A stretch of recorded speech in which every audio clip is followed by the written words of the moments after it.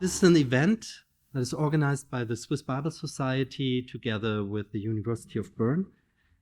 And our organization, the Swiss Bible Society, supports scientific translations of biblical texts. Furthermore, it's our intention to stress the importance of biblical text for our culture, for religion, of course, but also for general public. And so that's the aim of tonight, as well as many of our lectures have been already, to bring together the different parts of society and looking into it, is there a relevance in regard to the Bible? Heute Abend sind wir in besonderer Weise dankbar, weil wir dürfen Gast sein der Theologischen Fakultät hier an der Universität in Fribourg und freuen uns ganz besonders, dass Frau Professor Dr. Nassauer, sie ist Theologin, Professorin fürs Neue Testament, Frankophon, uns mit einem Grußwort auch im Namen der Fakultät begrüßt. Ganz, ganz herzlichen Dank, dass wir hier sein dürfen und danke für Ihre Präsenz.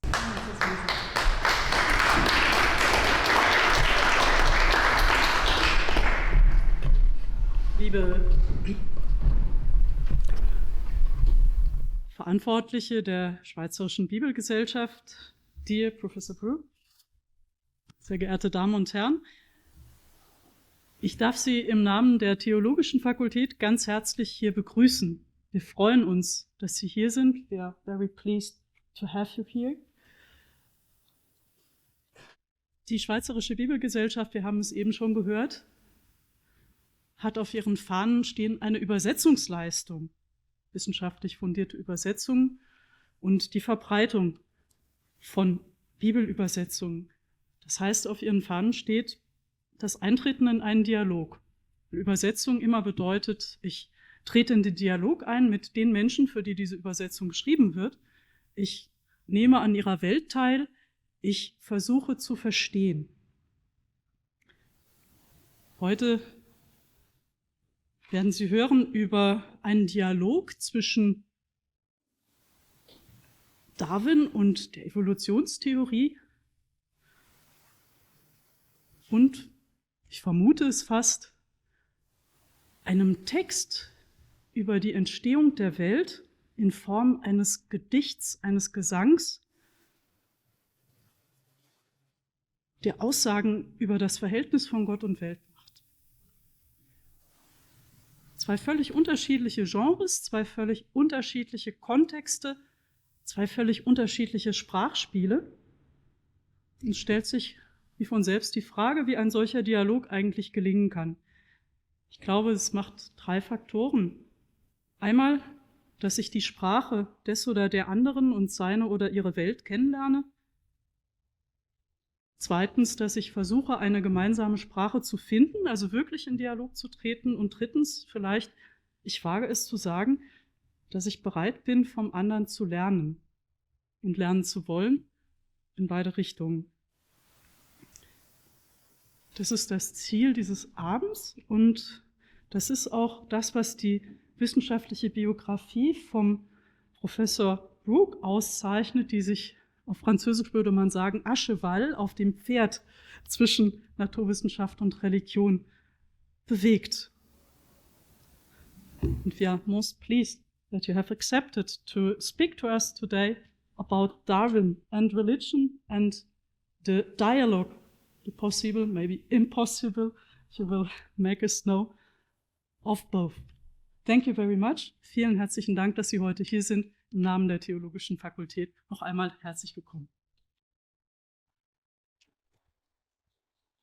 You have studied natural science at the University of Cambridge and finalized these first studies with distinction. Afterwards studied science, history of science and philosophy of science, and then made a dissertation on the development of organic chemistry during the time of the 19th century. 1999, you became the first professor of the Andreas Idreas for science and religion at the University of Oxford. Then you became director of the Ian Ramsay Center.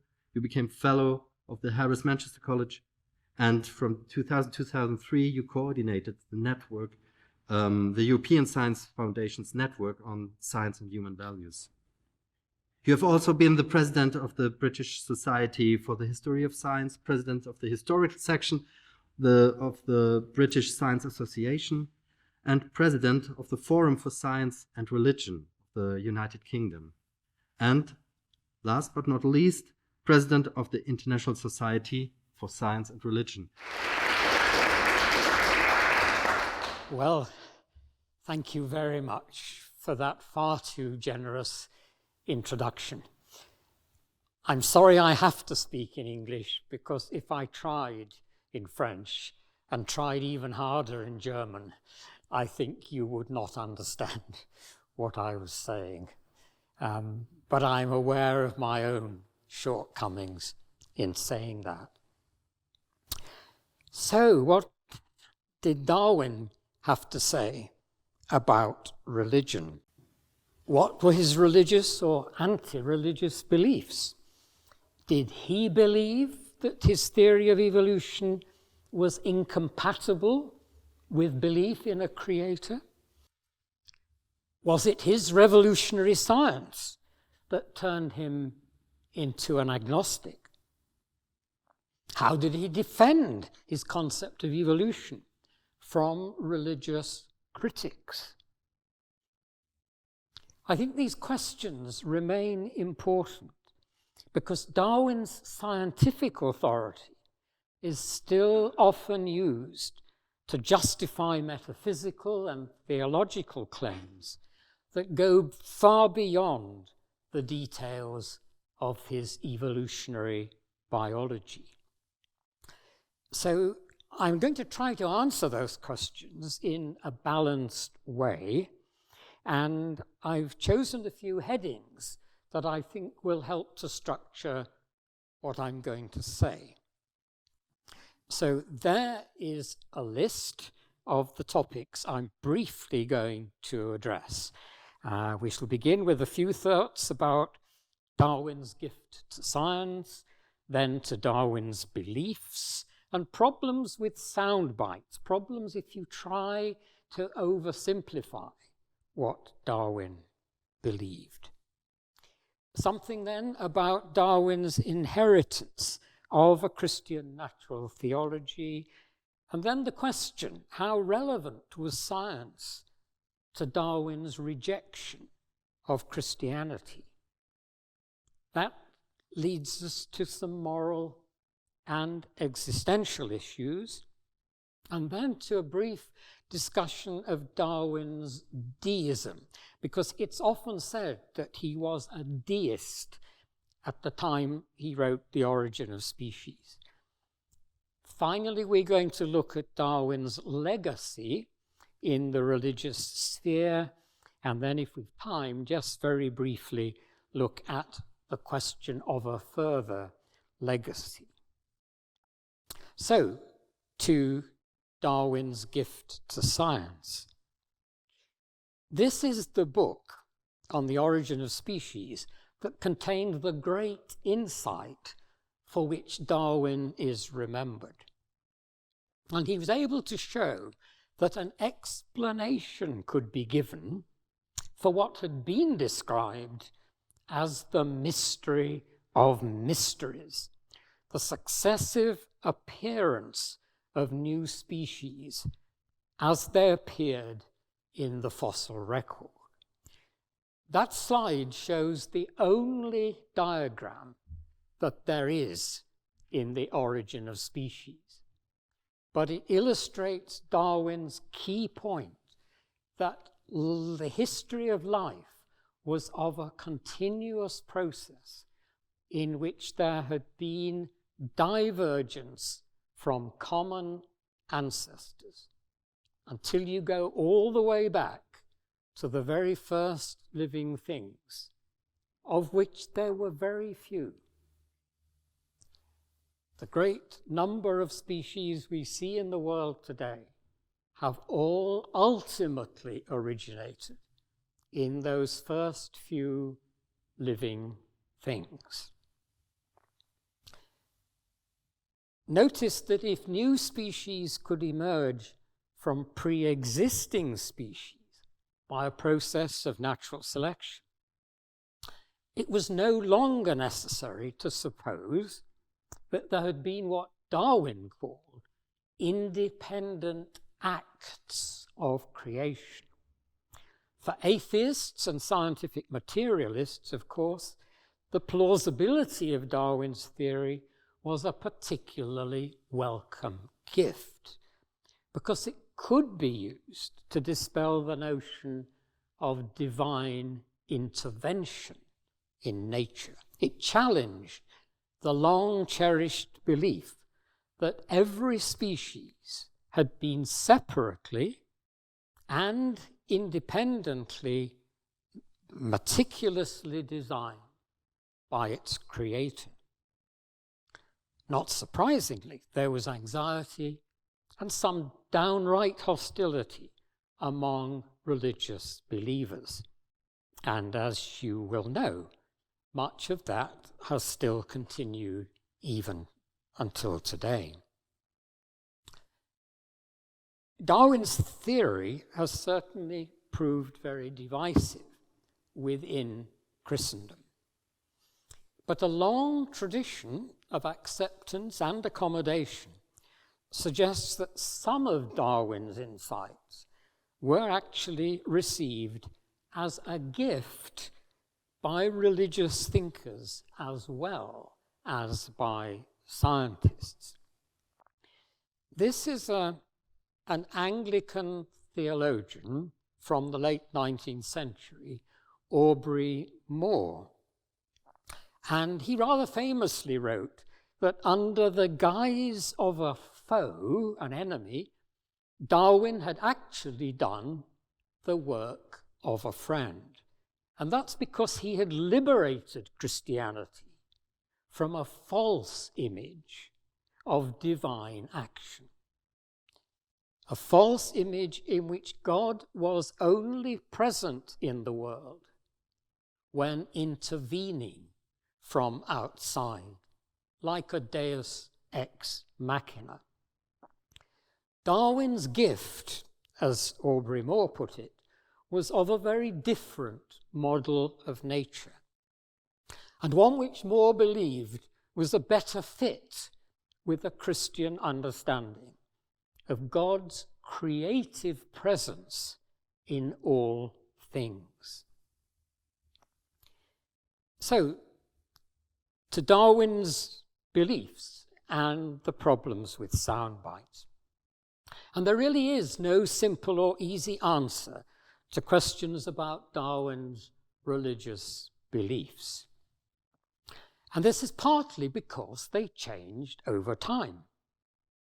To a first approximation, he shifted from the Christian orthodoxy of his Cambridge years to a non-biblical deism at the time The Origin was published, to a more thoroughly agnostic position in later life. And this makes a neat and rather ironic story, given Darwin's initial training to become an Anglican priest. It's ironic given the clerical attacks on his theory.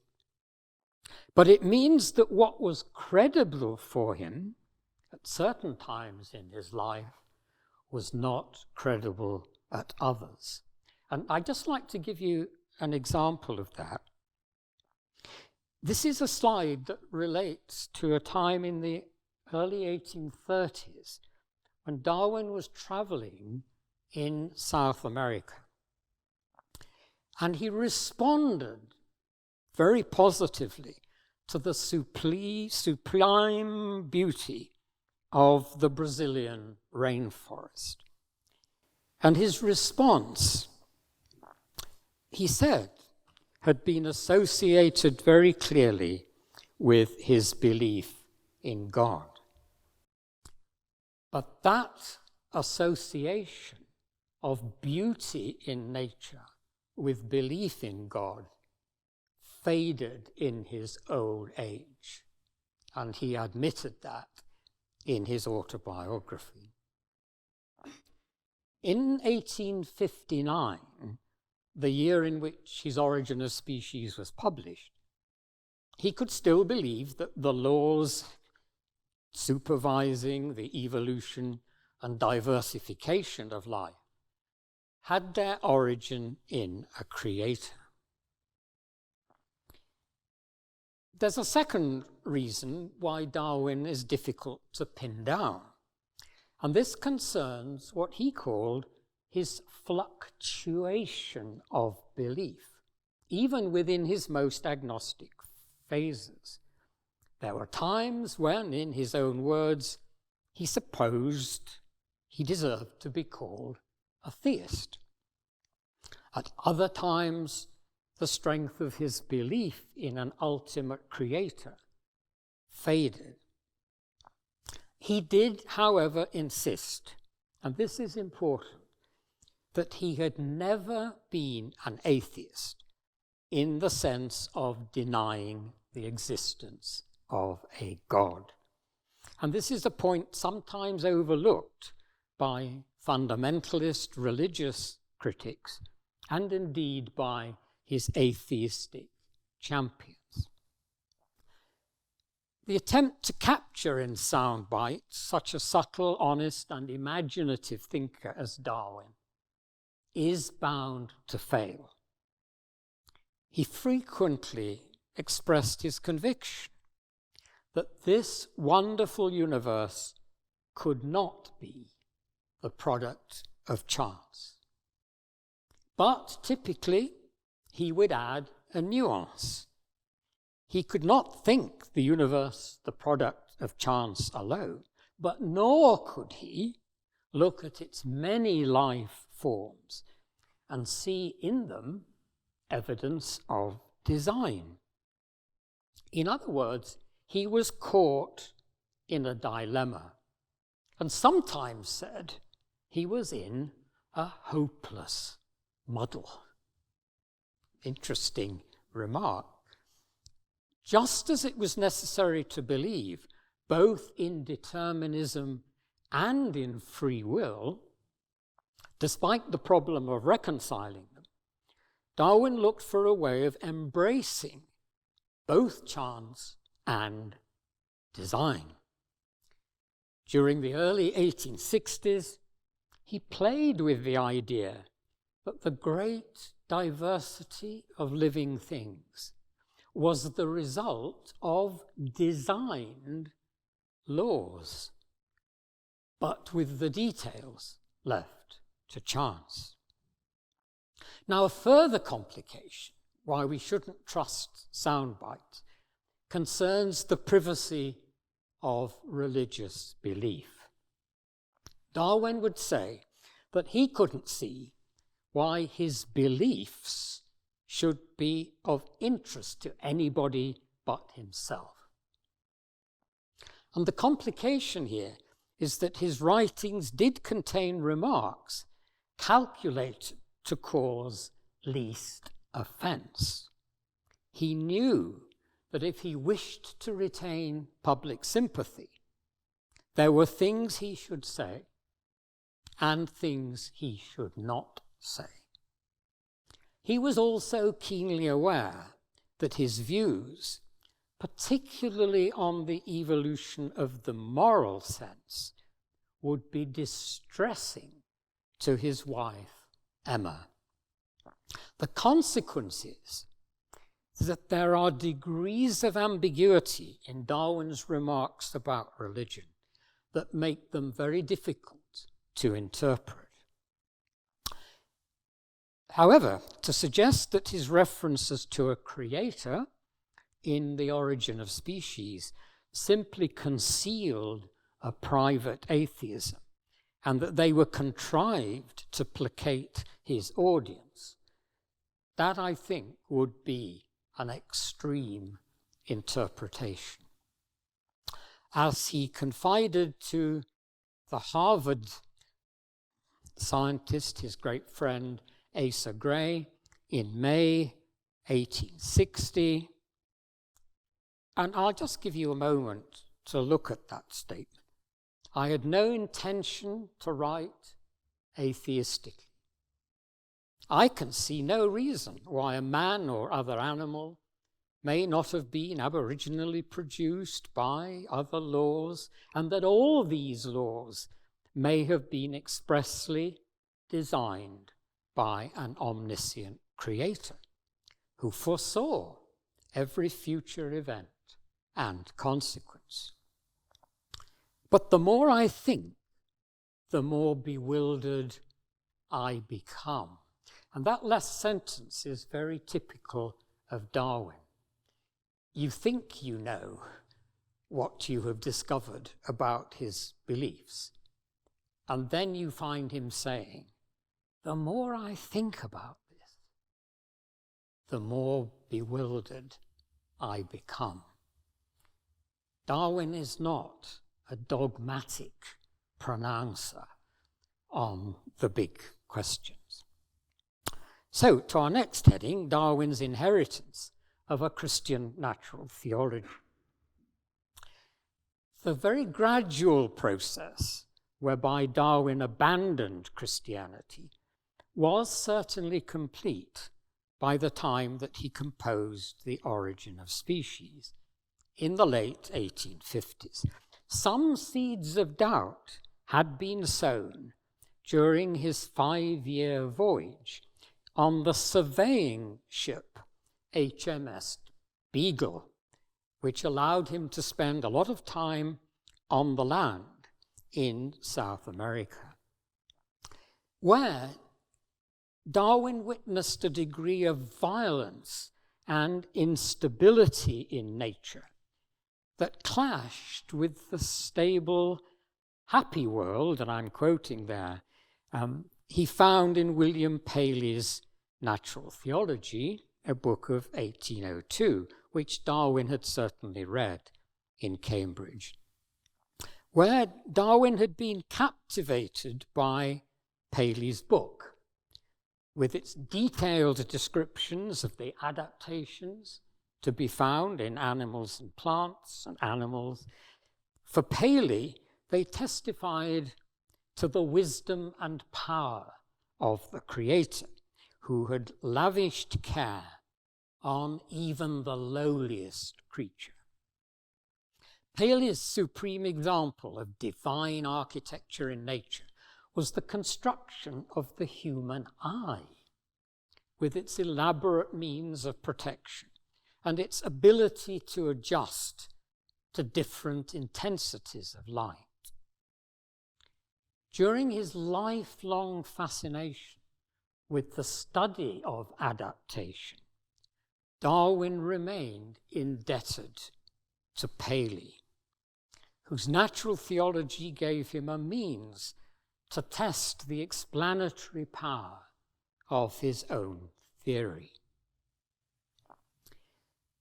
In South America, Darwin saw things pointing to violence and instability in nature. He witnessed the devastating effects of an earthquake, and the remains of this was in the city of Concepcion in Chile. This was the cathedral destroyed by the earthquake.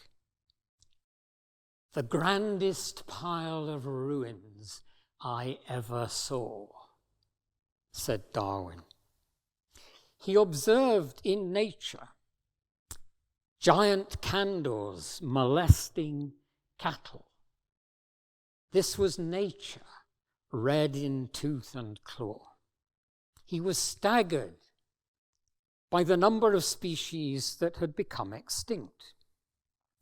And he witnessed the terrible struggle for existence faced by the natives of the Tierra del Fuego. Such experiences, when combined with extensive reading and philosophical reflection, eventually made it difficult for Darwin to see in nature the workings of a beneficent, almighty God. He was particularly struck by the fact that neither the Fuegians nor the Aborigines of Australia seemed to have a word for or an innate sense of God. And that caused him to question one of the most basic assumptions of his day, namely that humans could be sharply differentiated from animals by their possession of that innate religious sense. Now, it is often assumed that Darwin's science was responsible for his rejection of Christianity. There is a less common, more subtle view, which is that the rejection of Christianity was a precondition of his innovative science. Both of those interpretations, however, trade on the same simplistic assumption, that of an inherent conflict between science and religion. The reality was more complex. There were features of an emergent scientific naturalism that did contribute to new forms of skepticism on religious matters, and Darwin's writings reveal them, and we shall find a few in a moment. But the main reasons for Darwin's rejection of Christianity lay elsewhere. While his science did play a role in disposing him against an intervening deity, the loss of his earlier Christian beliefs had more to do with issues common to all humanity than with conclusions entailed by his theory of natural selection. That other claim, that it was his renunciation of Christianity that made his science possible, hardly stands up, because his theory began taking shape in 1837 and 1838, following the Beagle voyage, and that was before he had decisively abandoned a Christian God. So we come now slightly more focused on the relevance of Darwin's science to his rejection of Christianity. His science did have a bearing on his thoughts about religion, and in several respects. We meet Emma Wedgwood, his future wife, here, who had written to Charles before their marriage that she thought a skeptical scientific mentality cultivated in the rigorous examination of evidence might corrode beliefs that were not conclusively attested. And she was worried that her future husband might fall into that trap. The great strides made by Darwin's fellow naturalists in astronomy and in the earth sciences encouraged in him the view, and I'm quoting directly here, that the more we know of the fixed laws of nature, the more incredible do miracles become. The fact that the variations on which natural selection worked appeared randomly, and that they couldn't be immediately correlated with some prospective use, was another, perhaps rather more technical consideration. It predisposed him against the review, or rather the view, proposed by Asa Gray, that the variations appearing in successive generations of a species, and on which natural selection worked, were micromanaged by the deity. Gray suggested that they were those new variations crucial to evolution, which Darwin actually couldn't provide an explanation for. Gray suggests that God is introducing those new variations. Darwin resisted that because he felt that it somehow diminished the power of his own theory. There are other issues too where the science is relevant. As many religious commentators would recognize, an emphasis on natural selection and a competitive struggle for existence accentuated the problem of suffering. Darwin himself considered that the presence of suffering in the world was one of the most powerful arguments against belief in a beneficent deity. And yet, he says it was to be expected on his theory of natural selection. And this is how he put it in his autobiography. And I'm going to leave you for a few moments just to read that. I'm not going to read it all out myself. But you'll see it underlines what I've just said, that there was a sense in which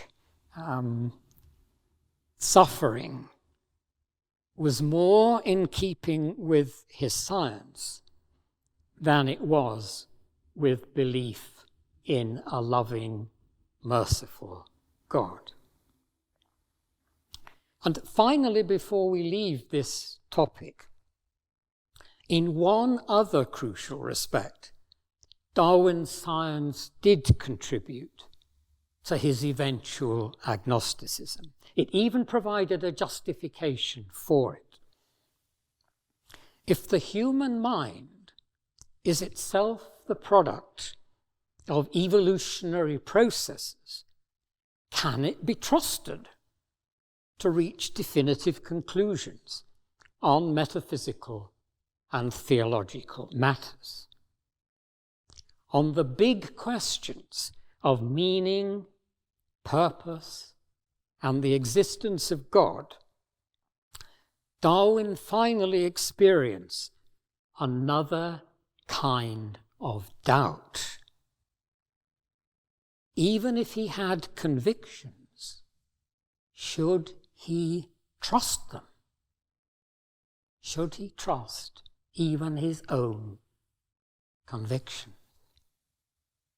This goes very deep, actually. Well, we're moving on to moral and existential issues. When Darwin wrote that he couldn't actually see how anybody could wish Christianity to be true, he was not thinking about a supposed incompatibility with science. The issue was coherence with a civilized morality. He was thinking about the doctrine of eternal damnation for those who were unregenerate, for the unsaved, as it was commonly preached at the time. Free thinkers outside the Christian fold, and these included his grandfather Erasmus Darwin, there on the left, and his father Robert, and his brother Erasmus. They were destined for eternal damnation, if that doctrine were true. For Charles, it was the doctrine that was damnable, not they.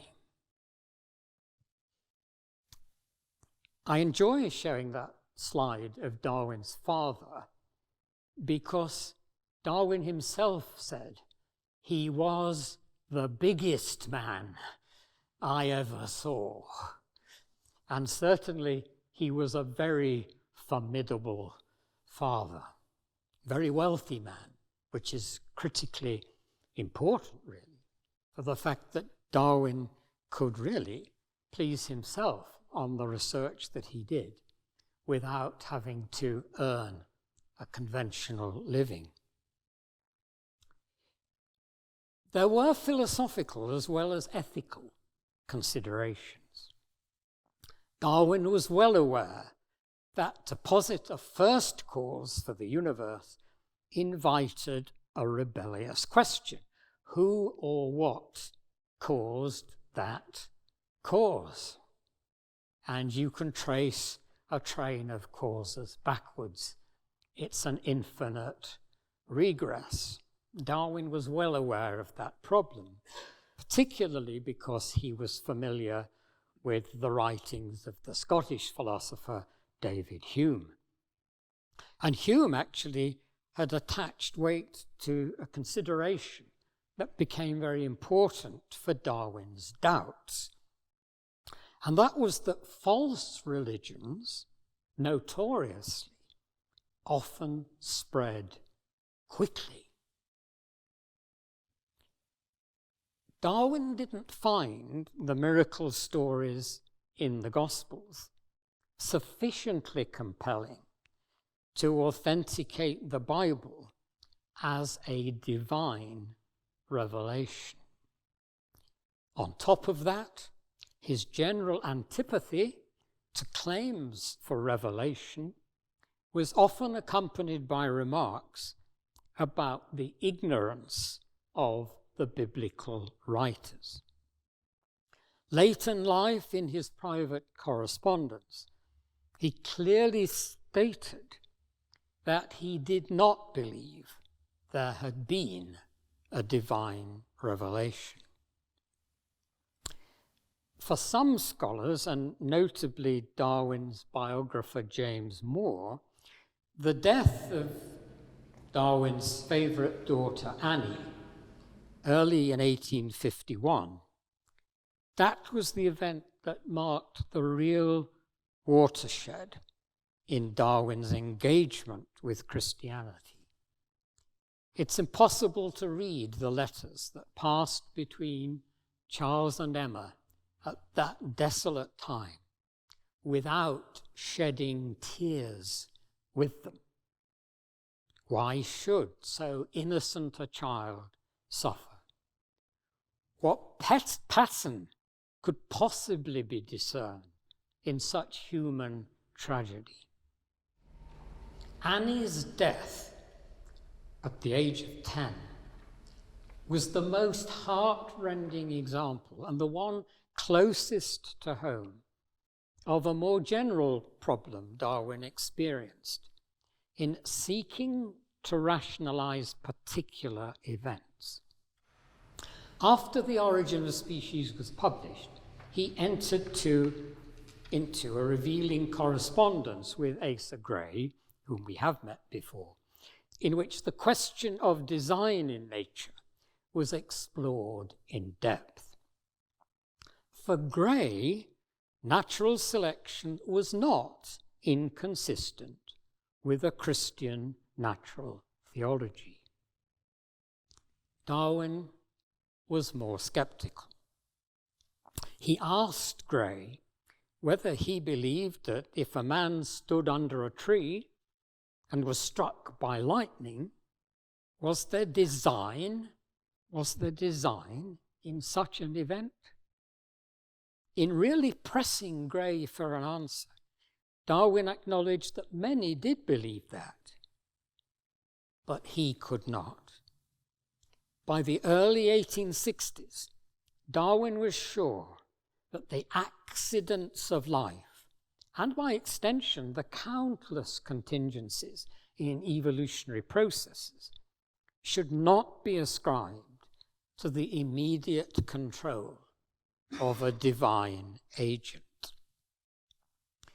This did not mean, this is important, This did not mean that an ultimate creator and designer of the universe was removed from his philosophy of nature.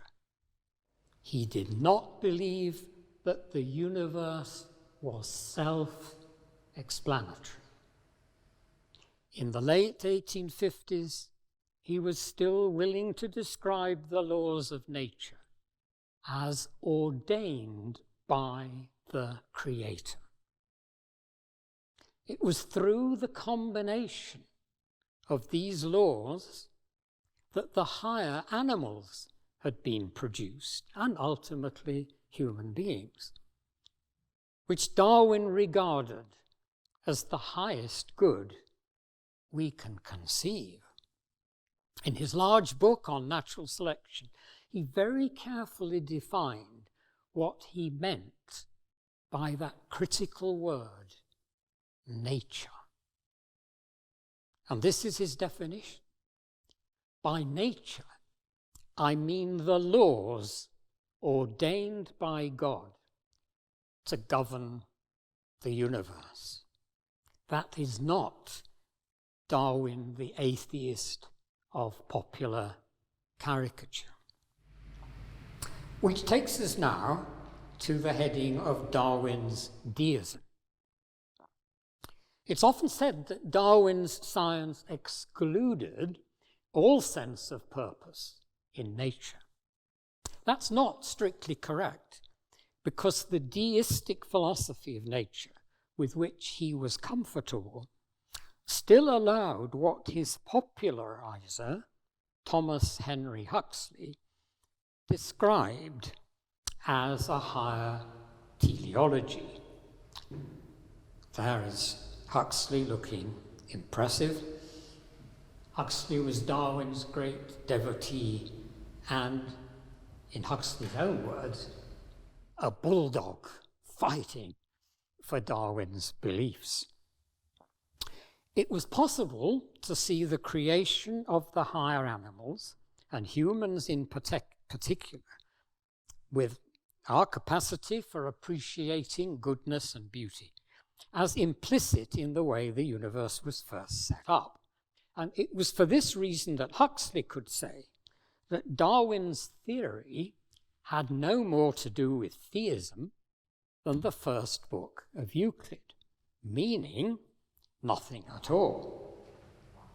It was no longer appropriate to argue for design from the minutiae of organic structures, but progressive trends in a creative evolutionary process could surely still form the basis of a revised natural theology. Darwin's references to laws impressed on matter by the Creator featured even more prominently in the second edition of The Origin than in the first, where Darwin appears genuinely to believe that this way of looking at the question of design ought to mean that his views on the transformation of species would be free from theological criticism. In the second edition, he could see, and I quote now, he could see no good reason why the views given in this volume should shock the religious feelings of anyone. Yet they did, and still do.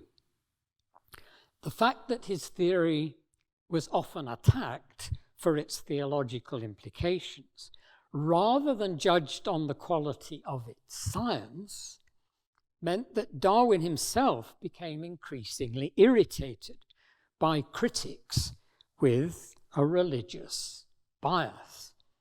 I don't like using the word bias, because whether it's biased or not depends on where you're coming from.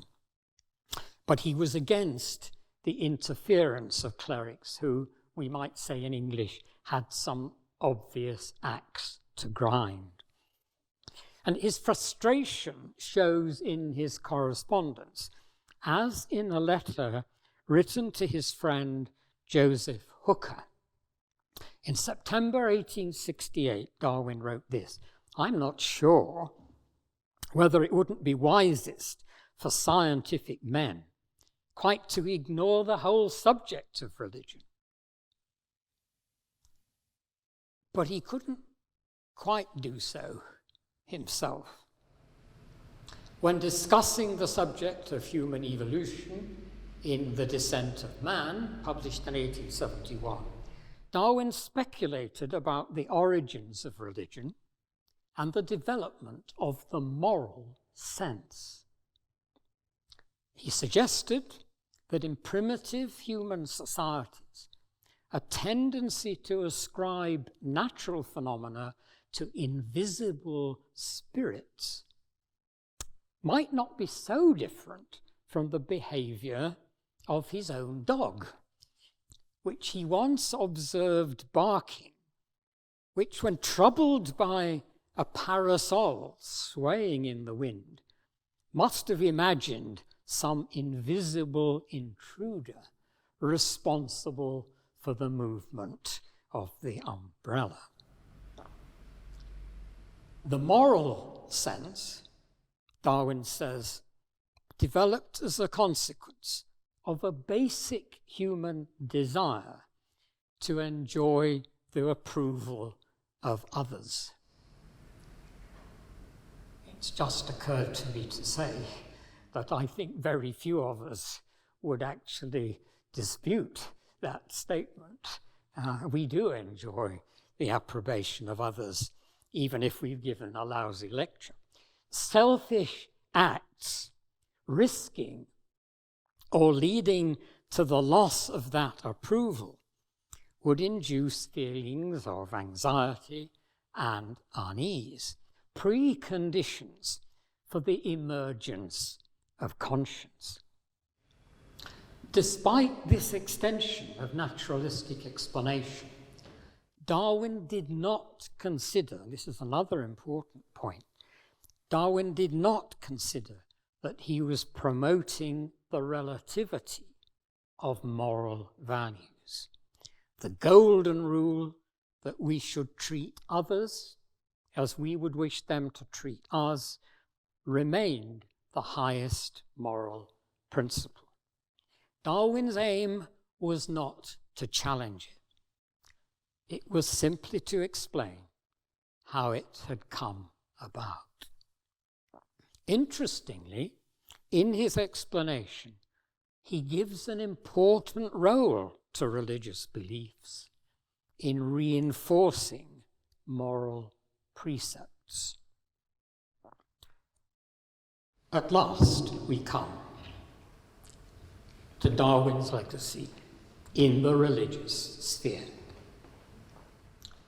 To speak of creative processes in nature, rather than individual acts of creation, obviously posed problems for those who wish to read the Genesis creation narratives literalistically.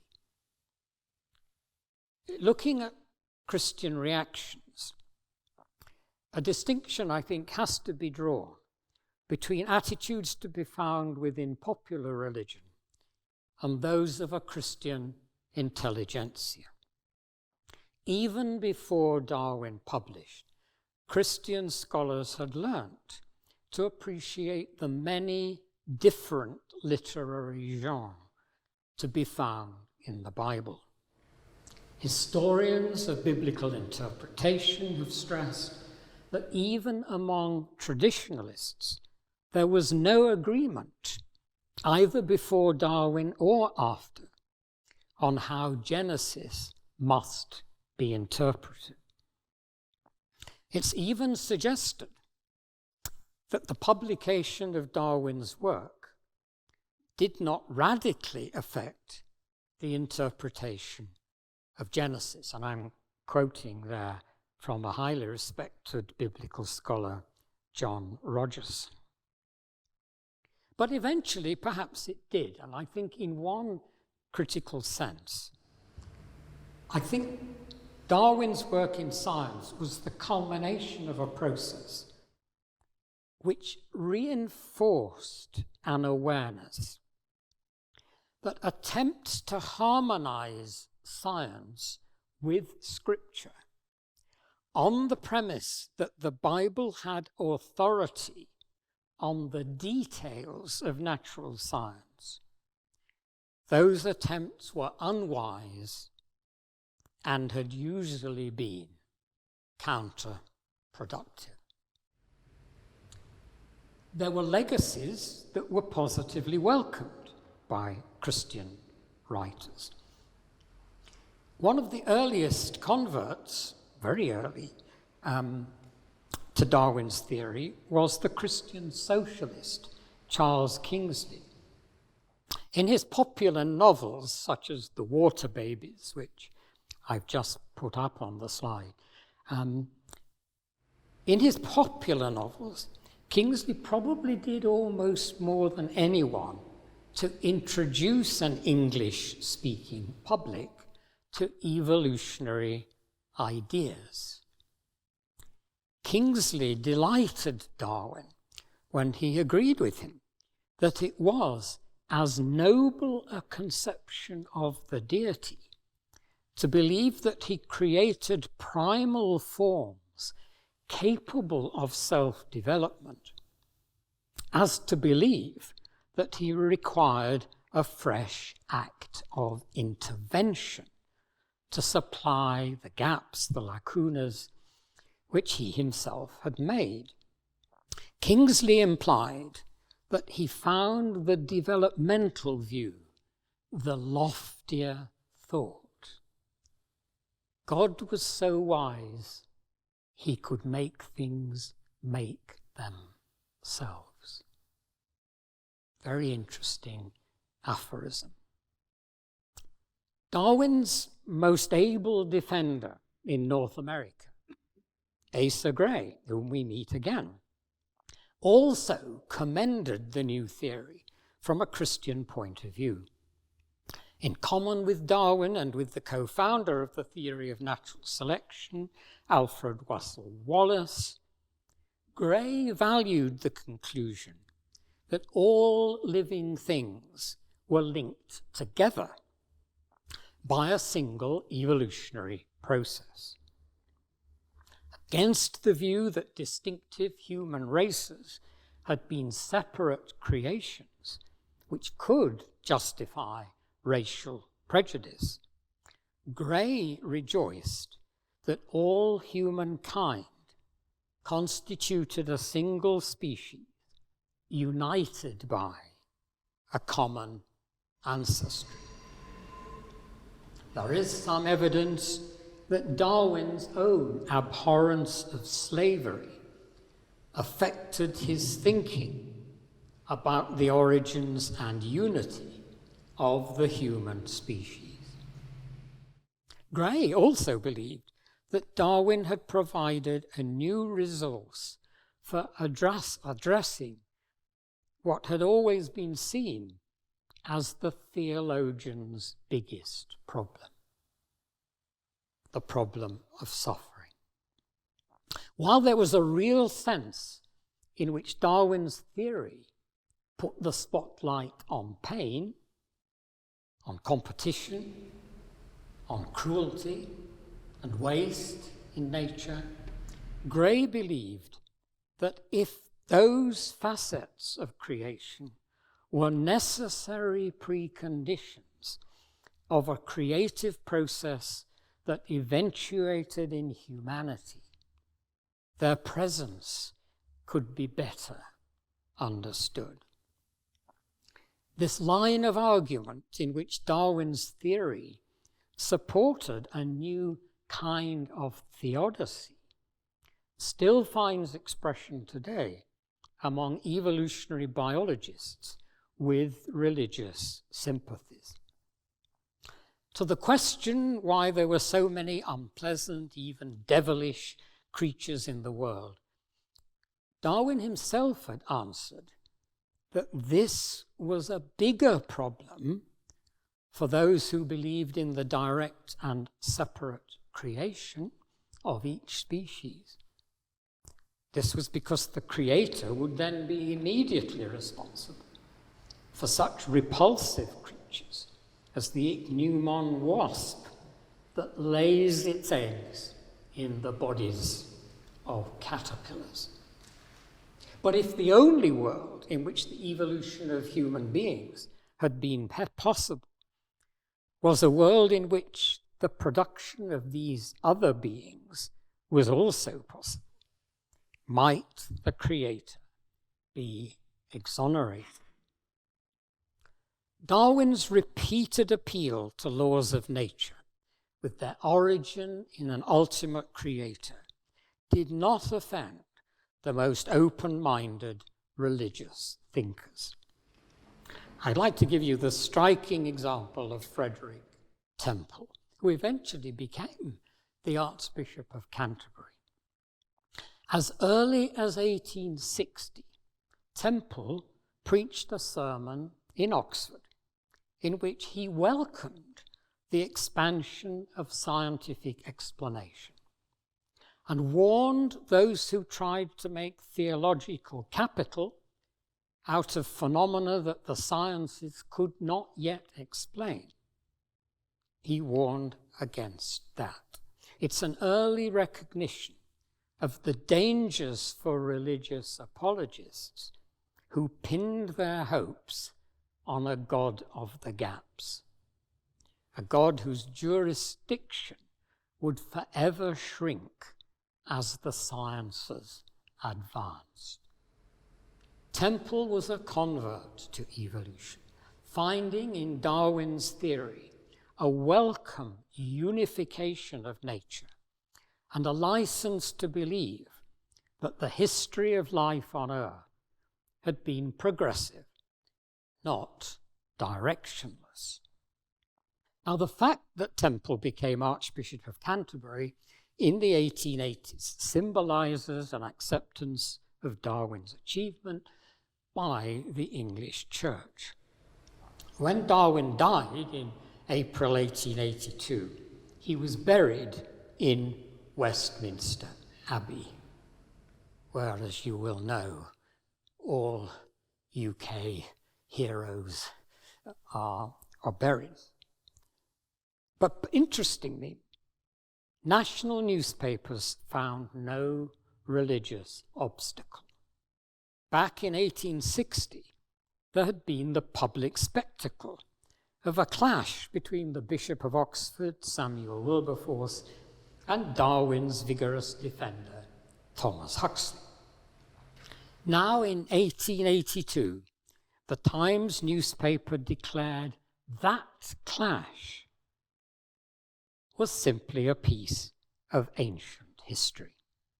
The liberal Daily News added Darwinian doctrine was quite consistent with strong religious faith and hope.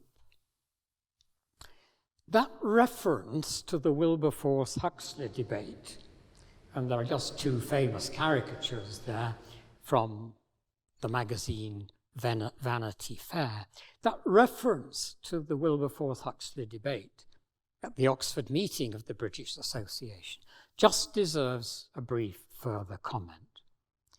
The bishop had found Darwin's theory deeply offensive, with its implication of continuity between humans and their animal ancestors. It's easy to understand his concern that Darwin's theory of a common ancestry violated Christian claims for human uniqueness. But I think one has to say that Wilberforce had overreacted.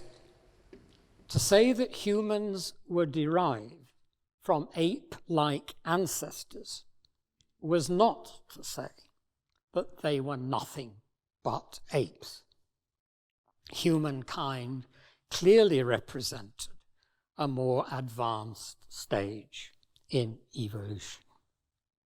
To present the bishop's fierce reaction as typical of the religious responses is, I think, a common mistake. I said we might just, if you're prepared to be patient, only a couple more minutes, just raise the question of a further legacy. Darwin's legacy, as we know, is far from exhausted in the sciences. His name and his theory is rightly celebrated, even as the theory is extended and modified, as it certainly is today. In the religious sphere, his theory, of course, has proved more controversial. The oppositional stance of fundamentalist groups and the aggression in popular atheistic writing has contributed to a polarization that is deeply regrettable. But there is, I think, this one other legacy from Darwin that deserves attention in contexts where dogmatism prevails. The manner in which Darwin conducted himself in his dealings with friends and critics alike can still be held up as an example. There was, I find, an attractive humility in the self-deprecating way in which he declined to dogmatize about the big, intractable questions, such as the existence of God or the existence of purposes in the universe. And there was one truth of which he had no doubt, and I quote, "It is absurd to doubt that a man may be an ardent theist and an evolutionist." Thank you.